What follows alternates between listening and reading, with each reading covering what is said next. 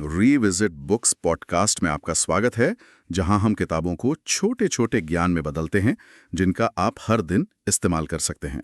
तो आज हम एक ऐसे आइडिया पे बात करने वाले हैं जो सुनने में तो बहुत सरल लगता है, लेकिन आपकी जिंदगी को देखने का नजरिया पूरी तरह बदल सकता है।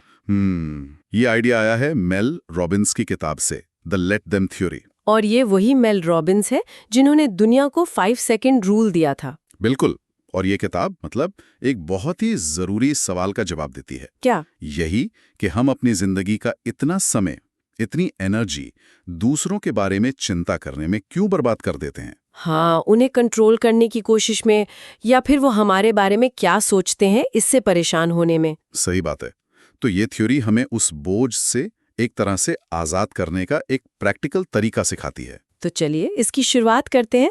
इस थ्योरी की शुरुआत एक बड़ी मजेदार कहानी से होती है। हाँ, मेल रॉबिन्स के बेटे ओकले के हाई स्कूल प्रॉम की कहानी। हाँ, तो वो अपने बेटे के प्रॉम के लिए तैयार हो रही थी और उन्होंने उसकी डेट के लिए एक बहुत सुंदर सा फूलों का गजरा कौसाश बनवाया था। और यहीं पर पहला ट्विस्ट आता है। उनके बेटे ने साफ साफ कहा, माँ उसे ये नहीं चाहिए। अब कोई भी माँ थोड़ा निराश तो होगी, पर मेल ने सोचा कि शायद लड़की को देखकर अच्छा लगे, हाँ, तो उन्होंने वो गजरा अपने पर्स में रख लिया और पार्टी में ले गईं। और वहां पहुंचकर उन्होंने जबरदस्ती वो गजरा लड़की की डेट को दे दिया, जबकि उस लड़की ने पहले से ही अपनी कलाई पर एक गजरा पहना हुआ था। तो वो पल थोड़ा अजीब हो गया होगा। बहुत ज्यादा। लेकिन कहानी यहीं खत्म नहीं हुई। नहीं, बिल्कुल नहीं। अचानक से तेज बारिश होने लगी और बच्चों के पास डिनर का कोई प्लान नहीं था। करीब 20 लोग थे और वो सब बारिश में भीगते हुए एक छोटे से टैको जॉइंट जाना चाहते थे। तो जाहिर है एक माँ होने के नाते मेल ने स्थिति को कंट्रोल करने की कोशिश शुरू कर दी। हाँ, रेस्टोरेंट में रिजर्वेशन ढूंढना या फिर पिज्जा ऑर्डर करने के बारे में सोचना। और तभी उनकी बेटी केंडल ने उन्हें रोका और वो शब्द कहे जो इस पूरी थ्योरी का आधार बने। उसने कहा, माँ, अगर वो टैको बार जाना चाहते हैं तो लेट देम, उन्हें जाने दो। जब मेल ने कहा कि अरे उनके जूते खराब हो जाएंगे, तो केंडल ने क्या कहा? उसने कहा, लेट देम गेट रूइंड, उन्हें खराब होने दो। ये उनका प्रॉम है, आपका नहीं, बस छोड़ दो। वाह। और उस एक पल ने मेल रॉबिन्स को एहसास दिलाया कि वो अपनी कितनी एनर्जी उन चीजों पे लगा रही थी जिन्हें वो कंट्रोल कर ही नहीं सकती। बिल्कुल। और बस यहीं से लेट देम थ्योरी जन्म हुआ। तो ये थ्योरी है किसके लिए? किन लोगों को इससे सबसे ज्यादा फायदा हो सकता है? ये उन लोगों के लिए है जो अक्सर दूसरों के एक्शन से, उनके विचारों से परेशान हो जाते हैं। और जो लोग पीपल प्लीजिंग की आदत से थक चुके हैं, हर किसी को खुश करने की कोशिश में लगे रहते हैं। हाँ, उनके लिए तो ये एक तरह से रामबाण है। ये उन लोगों के लिए भी है जो हमेशा ये सोचते हैं, लोग क्या कहेंगे। सही बात है। और इस डर से कोई नया कदम ही नहीं उठा पाते। तो अगर कोई अपने रिश्तों में, चाहे वो पर्सनल हो या प्रोफेशनल, ज्यादा शांति और कम तनाव चाहता है, तो ये आइडिया उनके लिए एक गेम चेंजर हो सकता है। जरूर हो सकता है। तो चलिए इस थियरी की कुछ सबसे जरूरी बातों को समझते हैं। पहला सबक, दूसरों को नियंत्रित करना छोड़ें और अपनी शांति वापस पाएं। तो थियरी का पहला हिस्सा है लेट देम, लोगों को वो होने दें जो वो हैं। हाँ, उन्हें आपके बारे में गलत सोचने दें, आपको नापसंद करने दें, आपकी उम्मीदों पर खरा न उतरने दें। मेल एक उदाहरण देती है हवाई जहाज का। एक बार उनके पीछे बैठा एक आदमी बिना मुंह ढके खांस रहा था। तो उन्हें बहुत गुस्सा आया कि कहीं वो बीमार ना पड़ जाएं। ऐसी सिचुएशन में ज्यादातर लोग क्या करते? या तो गुस्सा करते या चिंता में बैठे रहते। हाँ, या शायद जाकर उस आदमी से बहस करते। बिल्कुल।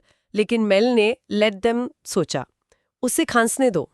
ओके। और फिर उन्होंने थ्योरी के दूसरे हिस्से पर ध्यान दिया, लेट मी, मैं खुद को बचाने के लिए क्या कर सकती हूँ।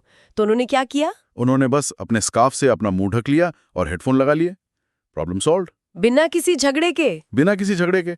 देखिए, जब हम उन चीजों को कंट्रोल करने की कोशिश करते जो हमारे हाथ में नहीं है, तो हमारा स्ट्रेस रिस्पॉन्स, जिसे एमिगडाला कहते हैं, वो एक्टिव हो जाता है। तो ये थ्योरी हमें अपनी एनर्जी वापस अपने कंट्रोल में लाने में मदद करती है। एग्जैक्टली। ठीक है, तो दूसरा सबक, जजमेंट का डर एक जेल की तरह है और चाबी हमारे ही पास है। ये बहुत गहरी बात है। मेल रॉबिन्स बताती हैं कि जब उन्होंने अपना स्पीकिंग करियर शुरू किया था, तो वो सालों तक सोशल मीडिया पर पोस्ट करने से डरती थी। उन्हें डर था कि उनके दोस्त, रिश्तेदार, पुराने क्लासमेट्स क्या सोचेंगे। हाँ, कि वो मजाक उड़ाएंगे, कि मेल वो सलाह देगी। और ये डर हम सबको किसी ना किसी रूप में रोकता है ना? बिल्कुल। ऑफिस की मीटिंग में बोलने से, अपना कोई नया काम शुरू करने से। या अपनी पसंद के कपड़े पहनने से भी। यहाँ थ्योरी का दूसरा हिस्सा काम आता है, लेट मी। मतलब उन्हें सोचने दो जो सोचना है, लेकिन मुझे वो करने दो जिससे मुझे खुद पर गर्व हो। जब कोई इंसान इस बात पर फोकस करता है कि वो अपने मूल्यों के हिसाब से जी रहा है, तो दूसरों की राय का असर अपने आप कम हो जाता है। तो आपकी खुशी और सफलता सिर्फ आपकी अपनी राय पर निर्भर करनी चाहिए। बिल्कुल। अब आते हैं तीसरे सबक पर, जो मुझे बहुत दिलचस्प लगा। ईर्ष्या आपकी दुश्मन नहीं, आपका गाइड है। हाँ, ये एक बहुत बड़ा माइंडसेट शिफ्ट है। किताब में तुलना यानी कंपैरिजन के 2 प्रकार बताए हैं। ओके। पहला है टॉर्चर, जब हम खुद की तुलना दूसरों की उन चीजों से करते हैं जिन्हें हम बदल नहीं सकते, जैसे किसी की हाइट, उनका परिवार या उनकी नेचुरल ब्यूटी। ये तो सिर्फ हमें दुखी देता है। बस। और दूसरा प्रकार है टीचर। टीचर? वो कैसे? जब आप किसी की सफलता या आदत से जलते हैं जिसे आप भी हासिल कर सकते हैं, तो वो ईर्ष्या असल में एक सिग्नल है। एक सिग्नल? हाँ, वो आपको बता रही है कि आप असल में क्या चाहते हैं।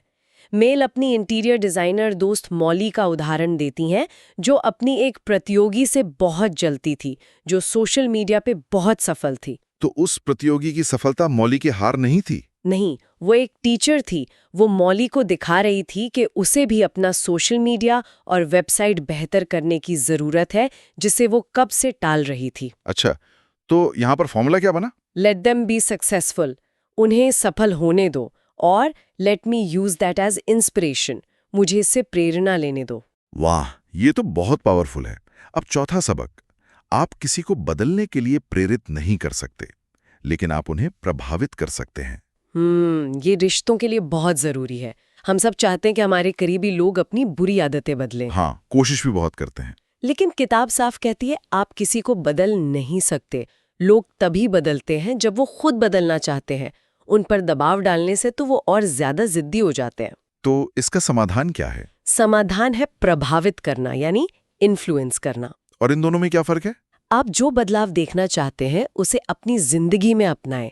अगर आप चाहते हैं कि आपका पार्टनर हेल्दी खाए, तो उन्हें लेक्चर देने के बजाय खुद हेल्दी खाना शुरू करें। और बताएं कि आपको कितना अच्छा लग रहा है। बिल्कुल, आपका पॉजिटिव उदाहरण बिना किसी दबाव के उन्हें खुद बदलने के लिए प्रेरित कर सकता है।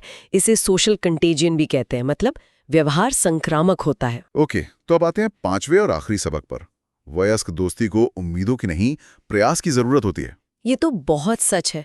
जैसे जैसे हमारी उम्र बढ़ती है, दोस्तियां बदल जाती हैं। लोग शादी करते हैं, उनके बच्चे होते हैं, वो दूसरे शहर चले जाते हैं। किताब में इसे द ग्रेट स्कैटरिंग कहा गया है। हाँ, और हम उम्मीद करते हैं कि दोस्तियां हमेशा एक जैसी रहेंगी, और जब ऐसा नहीं होता तो हमें दुख होता है। तो यहाँ लेट देम का क्या मतलब है? यहाँ इसका मतलब है ये समझना कि दोस्ती 3 स्तंभों पर टिकी है: प्रॉक्सिमिटी यानी निकटता, टाइमिंग यानी समय, और एनर्जी। ओके। अगर इनमें से कोई भी गायब है तो दोस्ती में दूरी आ सकती है।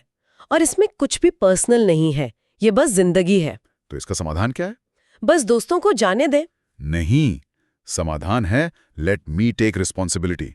अपनी सोशल लाइफ की जिम्मेदारी खुद लें। इंतजार करने के बजाय गो फर्स्ट का नियम अपनाएं। मतलब पहला कदम आप उठाएं, एक नए पड़ोसी से मिलें, कॉफी शॉप में किसी से बात करें।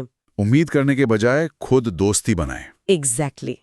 तो कुल मिलाकर लेट देम थ्योरी का मतलब उदासीन होना या किसी की परवाह न करना नहीं है। बिल्कुल नहीं। इसका मतलब है सही चीजों की परवाह करना, अपनी मानसिक शांति, अपनी एनर्जी और अपने लक्ष्य। हाँ, ये अपनी शक्ति वापस लेने के बारे में है। ये समझने के बारे में है कि आप सिर्फ एक ही व्यक्ति को नियंत्रित कर सकते हैं, और वो हैं आप खुद। सही कहा। जब आप दूसरों को उनकी जिंदगी जीने की आजादी देते हैं, तो आप अनजाने में खुद को अपनी जिंदगी पूरी तरह से जीने की आजादी दे देते हैं। ये एक छोटा सा बदलाव है जो हर दिन, हर बातचीत में शांति ला सकता है।